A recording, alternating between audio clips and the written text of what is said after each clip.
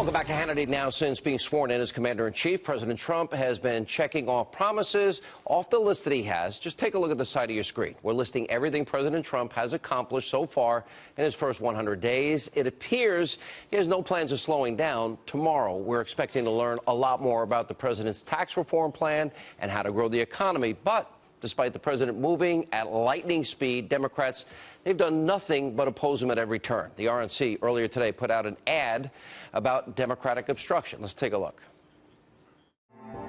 And so you would do your best to hold the seat open? Absolutely. We are the party of opposition, and that is our job. I did not hear better ideas coming out of the Democrats. Right. They were just delaying, and they were saying this is just wrong. You would not sit down with President-elect Trump if he invited you to the White House? Oh, no, I won't go. I'm not going to sit down with him. I'm not going to go. What could you work with the President Trump? Well, first of all, we're not working with anybody who says we're going to repeal the Affordable Care Act. Now, earlier I spoke with the counselor to the president, Kellyanne Conway.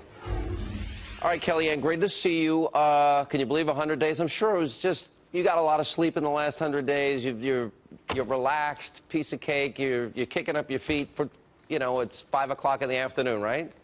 Every moment has been worth it, Sean. This is high energy, high impact President Trump, and he's had a great record of accomplishments in the first 100 days, and so much of it's a down payment of progress for the next 100 and 1,000 days or so. But it's just remarkable to see things that don't get a lot of coverage. The 30 executive orders, the 28 or so pieces of legislation, the 13 congressional review acts. I mean, that is a great example of him just getting the government out of our lives. It's so intrusive, invasive, expensive, and expansive. And him, upending these congressional review acts where I think President George W. Bush had done 1 and President Obama 0. He's done 13.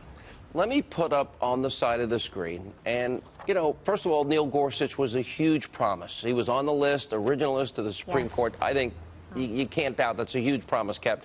The fact that the president worked the phones in all of these corporations, Chrysler, Fiat, Ford, GM, Carrier, and so many others, promising to invest so much in the country, getting rid of these regulations, especially as it relates to coal and ending the war on coal, a 60% reduction in illegal immigration because we're now enforcing the laws, fighting against sanctuary cities, moving forward with the border wall. We saw what he did in Syria, the mother of all bombs, the lobbying ban, sanctioning Iran, sanctioning Syria, and then setting the table for all these things. The media, if you listen to them, it's like he hasn't done anything in 100 days.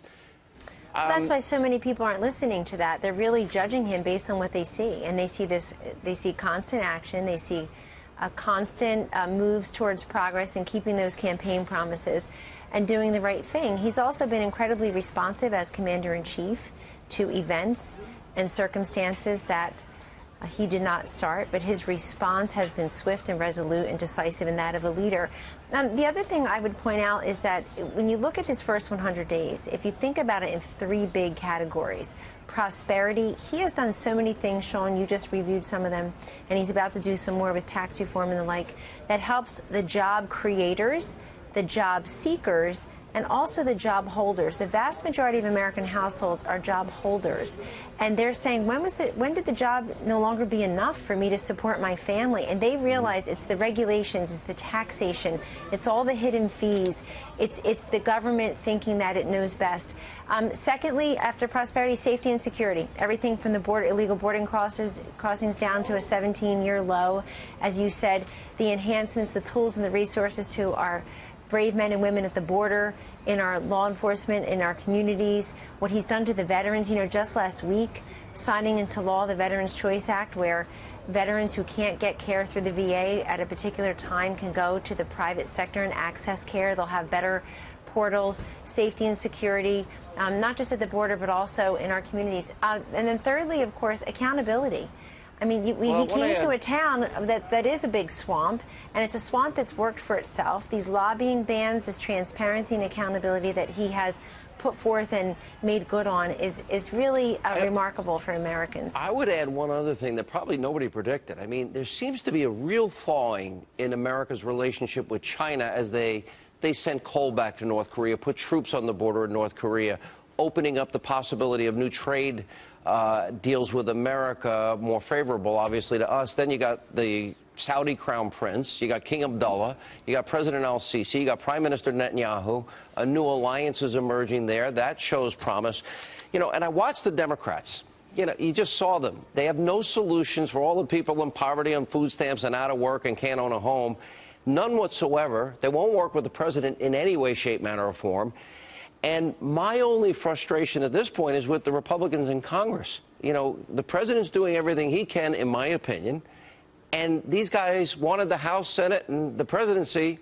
They have it, and they weren't even ready for repealing and replacing Obamacare. That's frustrating to me.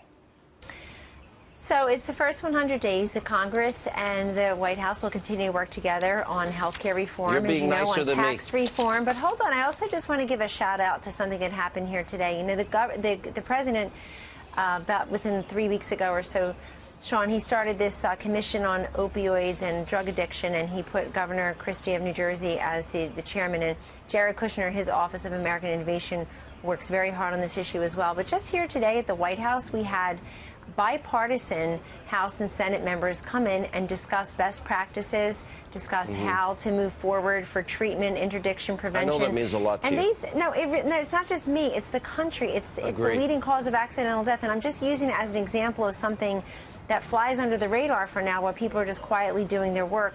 But to have these, even to have these Democratic and Republican senators and House members here to work on something, it's a nonpartisan issue with a bipartisan solution.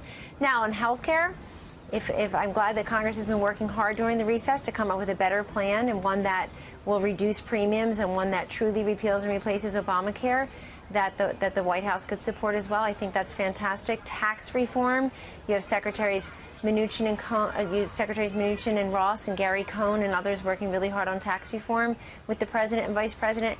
All these things will happen in the next few months, and they're happening at a breakneck pace. And I think that's difficult for some people to digest. People pretend they like change and revolution, but when they get it, it's very difficult for some people to abide. Congress needs to wake up and move faster.